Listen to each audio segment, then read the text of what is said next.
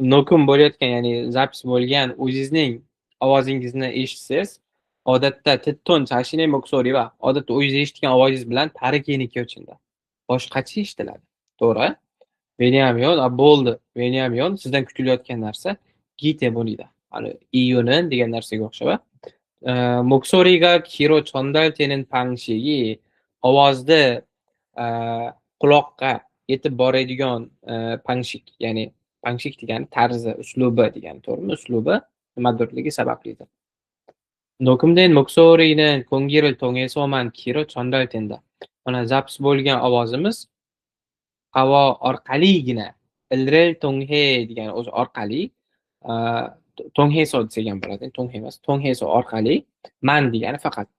Ya'ni mana ovozingiz zapis bo'ldi. Ovozingizni o'zingiz eshitayotganingizda u faqat havo orqali yetib boradi qulog'ingizga. Masalan, tasavvur bilamiz-ku, to'g'rimi? Masalan, o'zimiz gapirayotgan bo'lsak ham, o'zimizni ovozimizni ham qulog'imiz orqali eshitamiz-ku. Agar naushnik taqsanglar, anaqa quloq shovqin yopadigan bo'lsa, o'zingizni ham o'zingiz eshitmaysiz. Demak, haligi unaqa ekanda, o'zimiz eshitishimiz kerak ekanda, odam gapirganda agar qulog'i yopiq bo'lsa, demak eshitmaydi o'zini. Hop, "Krona" deyapti Maralti, lekin gapirayotgan paytda "Titton chashine moksonini emas, moksorining", lekin gapirayotgan paytda eshitayotgan o'zingizning ovozingiz deyapti. Nimadur. "Moripyo'ri tongheso do.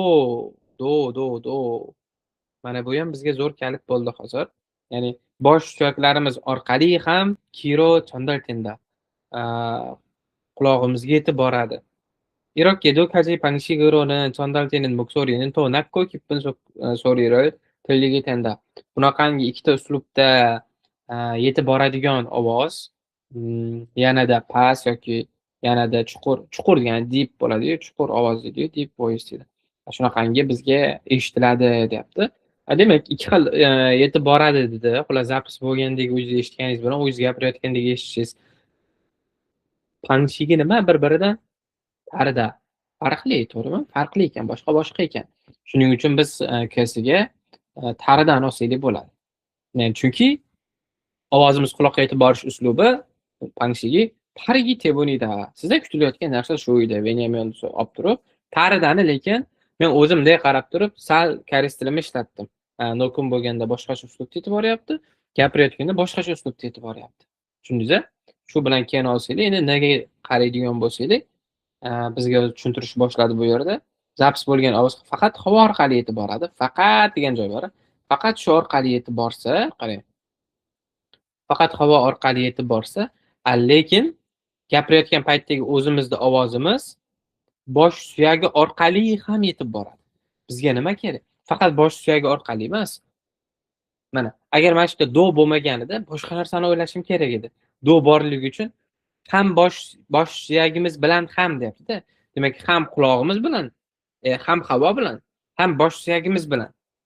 Chunki gapirayotganda chiqayotgan ovoz havo bilan yetib boradi, odamga, to'g'rimi? O'zingiz ham havo bilan eshitsangiz, havo orqali eshitilsa, quloqqa yetib kelsa, lekin o'zingiz gapirganingizda o'sha bosh suyagini, endi shunaqa ekanda, bosh suyagini ichidan ham qandaydir quloqqa yetib borar ekan. Shunda o'zingiz eshitganingizda ba'zan o'sha chuqurroq ovoz bo'ladi, ba'zan yoki ingichkaroq ovoz bo'lishi mumkin. Shunaqa tuyular ekan. Tushundinglar-a? Hop, ana endi do borligi uchun kongi bilan ham, moripyo bilan ham degan narsani yozib berishimiz kerak ekan. Endi havo bilan birga degan ma'noda kongiro tongesoga biz nimani qo'shamiz? Tongeso va desanglar ham bo'ladi. Yoki pulmonanirani ishlatsak ham bo'ladi. Xuddi not only but also degan narsa bor inglizda. Ya'ni shugina bo'lib qolmasdan degan ma'noda. Kongiro tongeso pulmonanira, moripyo tongesodo. Tushundingiz-a? Do bo'lgan bu yerda siz uchun yordam beradigan fechasi shu bo'lgan. Okay.